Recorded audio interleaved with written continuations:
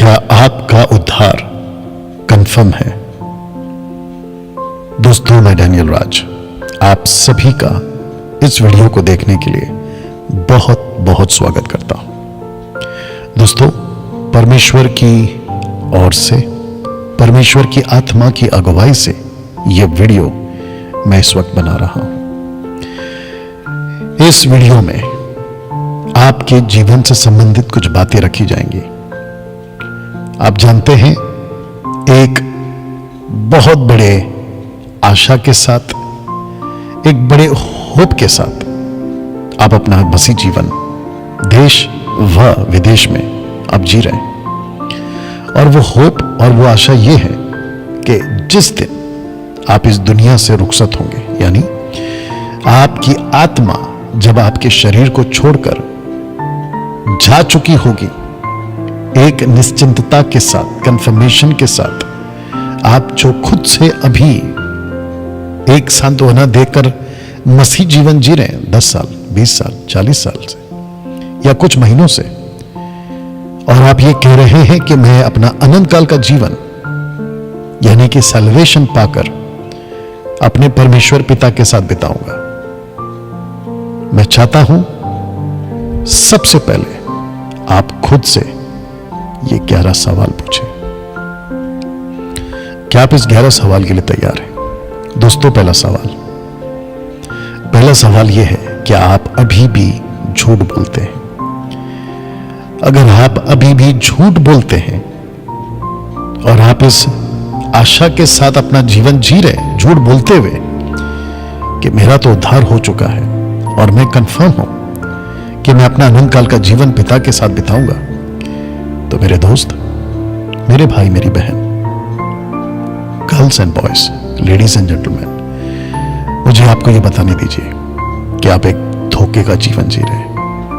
क्योंकि जो झूठ का जीवन जी रहा है वो कभी भी परमेश्वर का बेटा, बेटी, दास, दासी नहीं बन पाएगा।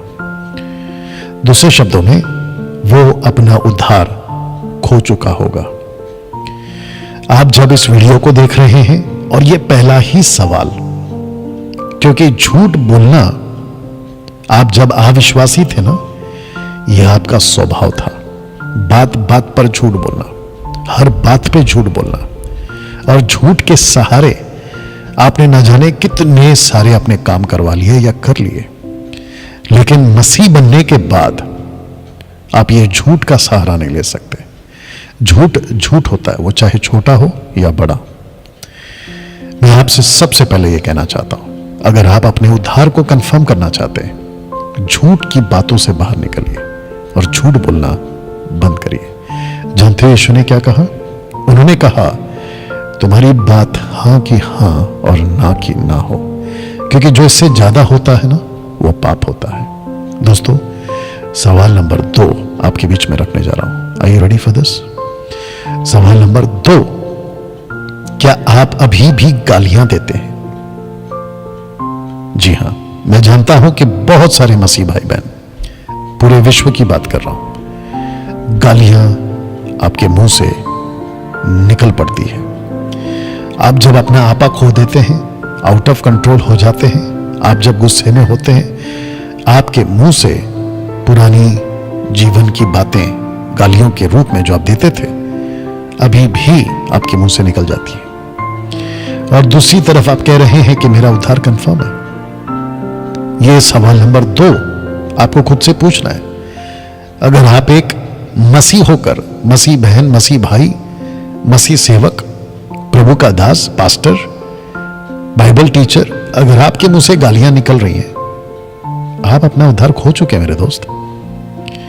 दोस्तों, सवाल नंबर 3 रखने जा रहा हूं। Are you ready for this? सवाल नंबर 3 जो आपको खुद से पूछना है, क्या आप अभी भी नशा करते हैं? नशा से मेरा मतलब है, कुछ लोग कहते हैं कि कभी कभी वाइन पी सकते हैं। डॉक्टर ने कहा है कि किडनी में पत्थर है तो बियर पी सकते हैं। मैं कभी कभी सिगरेट पी लेता हूं। बहुत ज्यादा टेंशन होता है तो मैं कभी कभी गुटखा, तंबाकू का सेवन कर लेता हूं। मेरे दोस्त, अगर आप अभी भी ये चीज का सेवन यानी कि नशे के आदी हैं, आप फिर भूल जाइए कि आपका उद्धार हो चुका है। आपका उद्धार नहीं हुआ है मेरे दोस्त। दूसरे शब्दों में, आप अपना उद्धार खो चुके हैं इन वजहों से, क्योंकि परमेश्वर ने आपको जो मुक्ति दी है ना पापों से, सैल्वेशन, उद्धार, मोक्ष, वो इसी बेस पे दी है कि आप उसके पद चिन्ह पर चलोगे, उसके तरीके से चलोगे। अगर आप उसके तरीके से नहीं चल रहे हो तो आप अपना उद्धार खो चुके हो। दोस्तों, आपके बीच सवाल नंबर 4 रखने जा रहा हूं। Are you ready for this? सवाल नंबर 4, क्या आप अभी भी पॉर्न वीडियोस देखते हैं? Young girls and young boys, और वो सभी शादीशुदा पुरुष और स्त्री, और वो सभी सेवक जो परमेश्वर की सेविकाई करते हैं।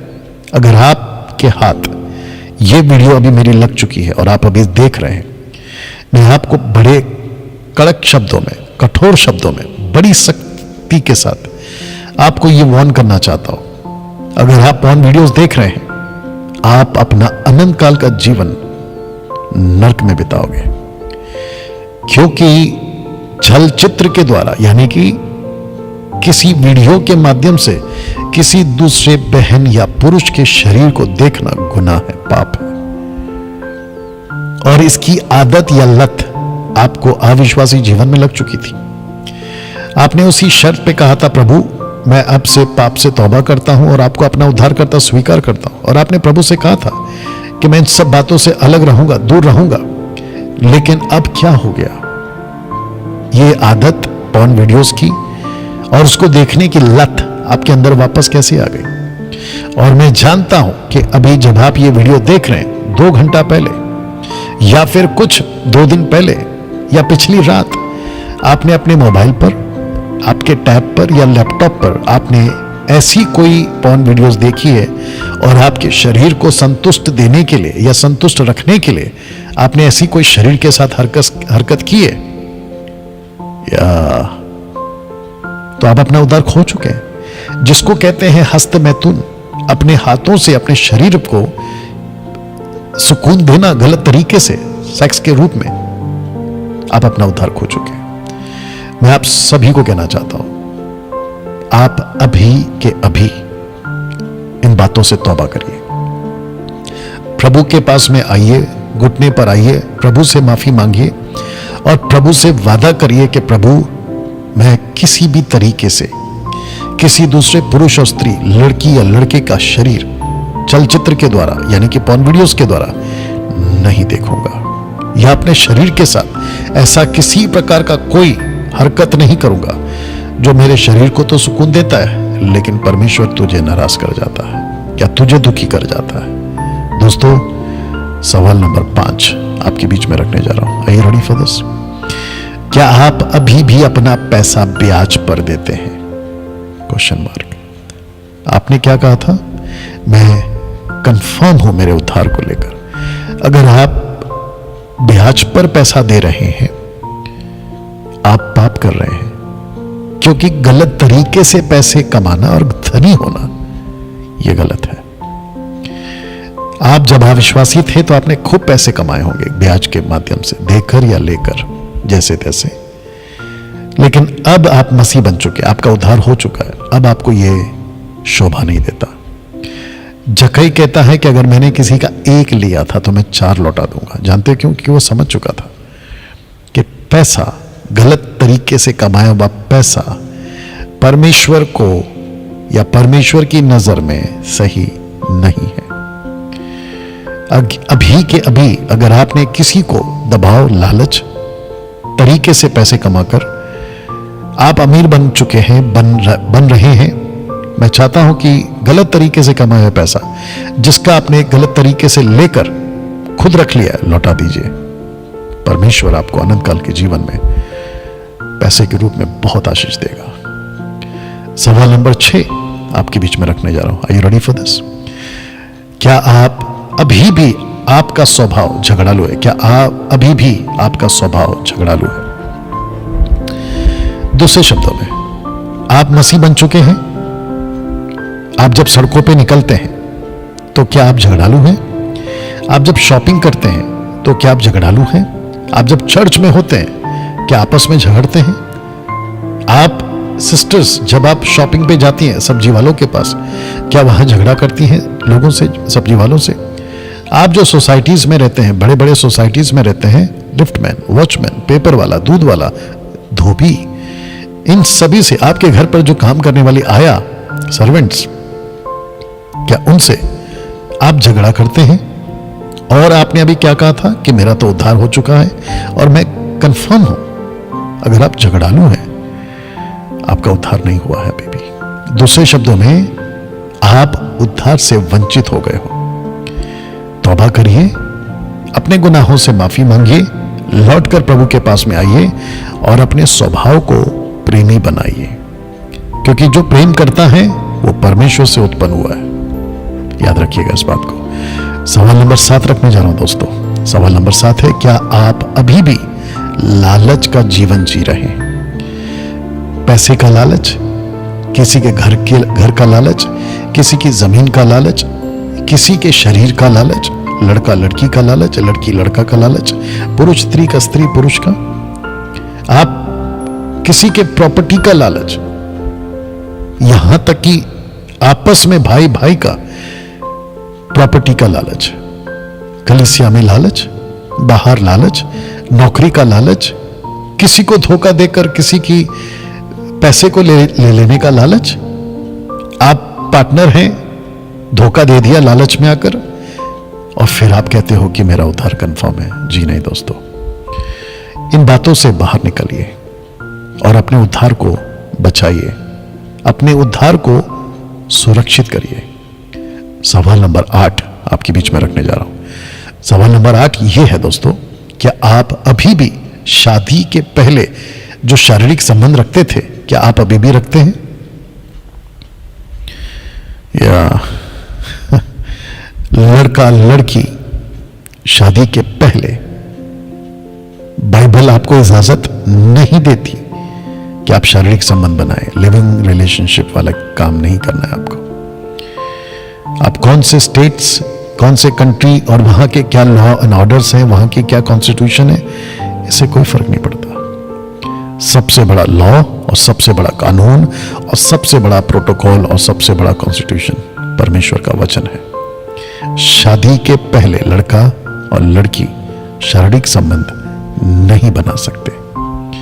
आपका जो शरीर है वो परमेश्वर को बलिदान कर कर चढ़ा दीजिए। दूसरे शब्दों में, वक्त से पहले लड़का लड़की, शादी से पहले, वक्त से पहले शारीरिक संबंध बनाना आपके लिए कई मुसीबतों का दरवाजा खोल देगा।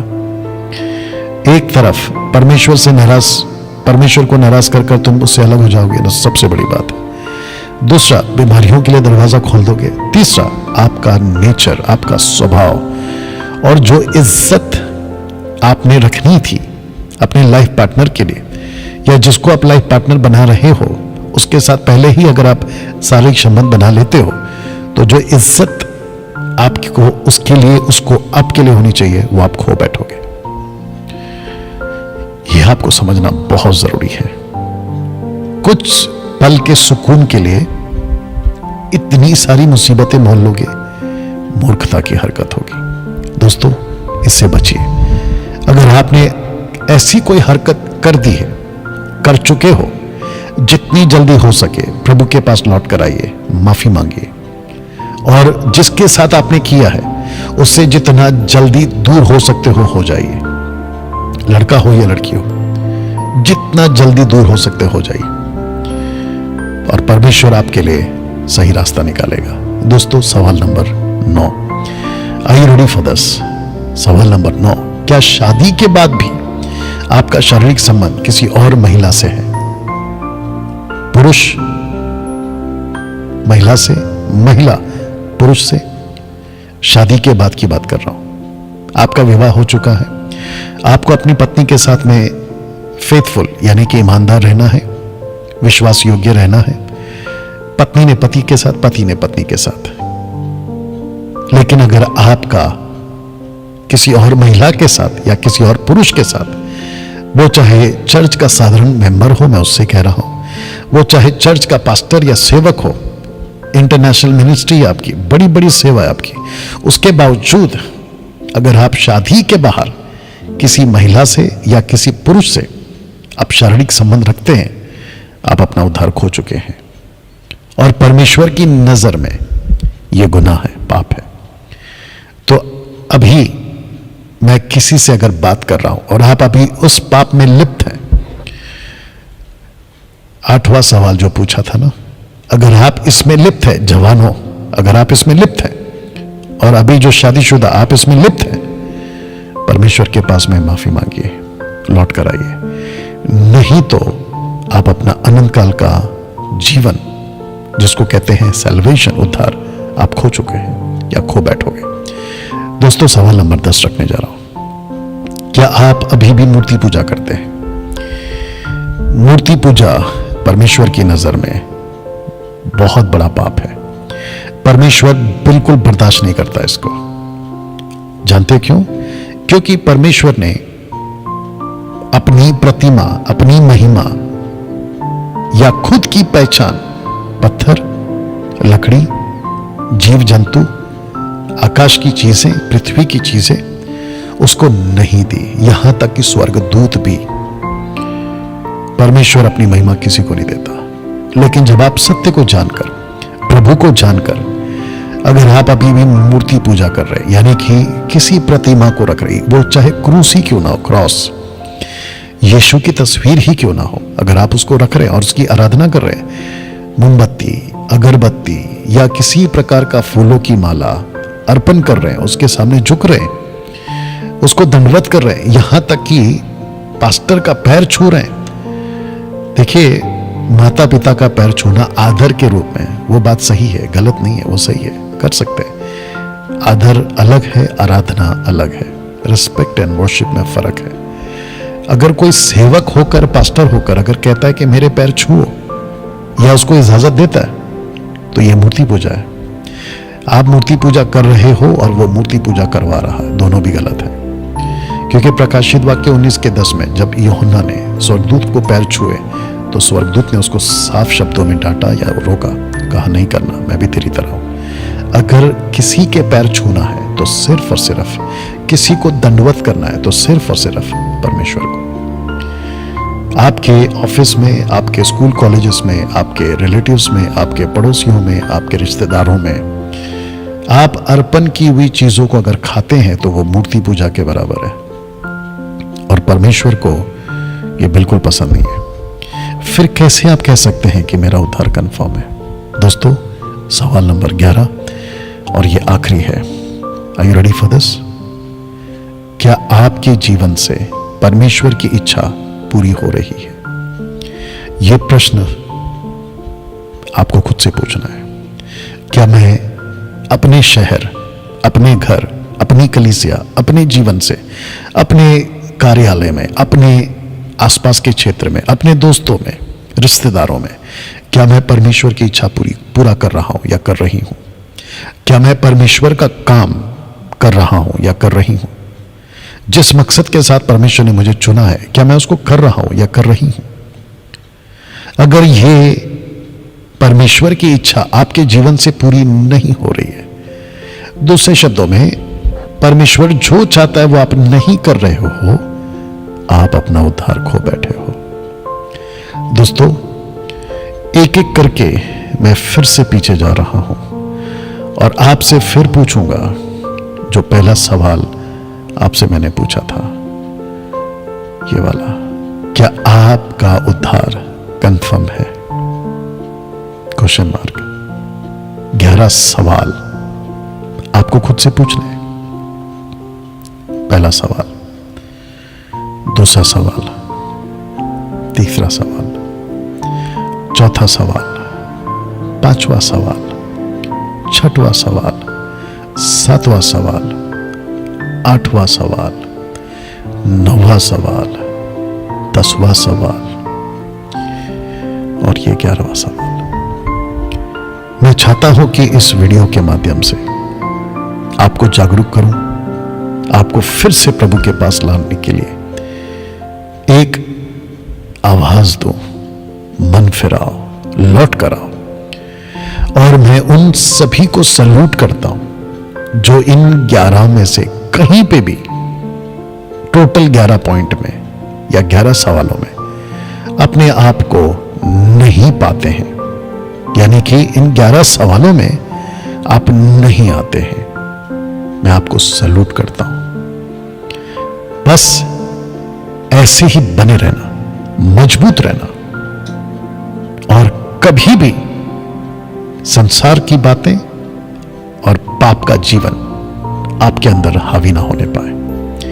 और जो 11 में से किसी एक में है, डैनियल भाई हम 10 में नहीं है लेकिन एक में है, तो मेरे दोस्त एक में हो ना तो आप सब में हो, क्योंकि परमेश्वर को उसके लोग, उसकी कलीसिया, एक्लीसिया, दुल्हन बिल्कुल शुद्ध, पवित्र, बिना किसी कलंक झुर्री, जिसको कहते हैं ना क्लीन, स्पॉटलेस, बिल्कुल साफ चाहिए। दोस्तों, आशा करता हूं कि यह वीडियो आपको बहुत कुछ सिखाई है। अगर यह वीडियो आपको अच्छा लगा और आप सीखे हैं और आपको लगता है कि दूसरे मसीह भाई बहनों तक भी पहुंचाना चाहिए, तो मैं चाहता हूं कि इसकी खूब चर्चा करिए, इसको खूब फैलाइए, इसको खूब फॉरवर्ड करिए और लोगों को कहिए कि आपको अपना उद्धार अगर कंफर्म करना है तो ये 11 सवाल आपको खुद से पूछने हैं। दोस्तों, मिलते हैं किसी और वीडियो के साथ, तब तक अपना ख्याल रखिए। याद रखिए, हमारा असली जीवन यहां नहीं, हमारा असली जीवन वहां परमेश्वर के साथ है। जय मसीह।